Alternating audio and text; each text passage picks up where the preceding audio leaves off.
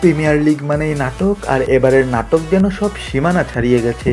ফুলহামকে ৩-০ গোলে বিধ্বস্ত করে পয়েন্ট টেবিলের শীর্ষস্থান আরও মজবুত করল আর্সেনাল।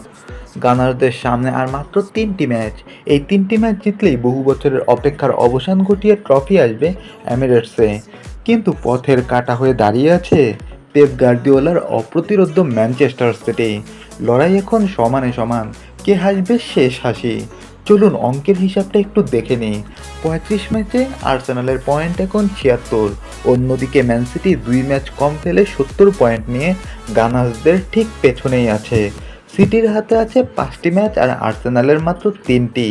যদি দুই দলই তাদের বাকি সব ম্যাচ জেতে, তবে চ্যাম্পিয়ন নির্ধারিত হবে গোল ব্যবধানে। বর্তমানে আর্সেনাল সিটিকে মাত্র ৪ গোল এগিয়ে আছে, কিন্তু সিটির হাতে রয়েছে বাড়তি আরও ২টি ম্যাচ। তাই গোল ব্যবধানে সিটিকে টপকানো আর্সেনালের জন্য এক বিশাল চ্যালেঞ্জ।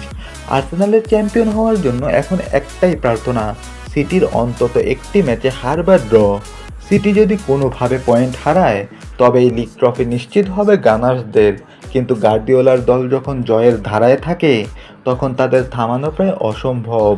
আর্সেনাল কি পারবে তাদের স্নায়ুচাপ ধরে রেখে ৩টি ম্যাচই জিততে, নাকি সিটি তাদের ৫টি ম্যাচের সবকটিতে জিতে গোল ব্যবধানে ট্রফি ছিনিয়ে নেবে?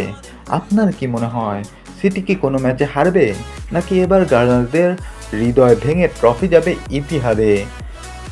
আপনার প্রেডিকশন কমেন্টে জানান।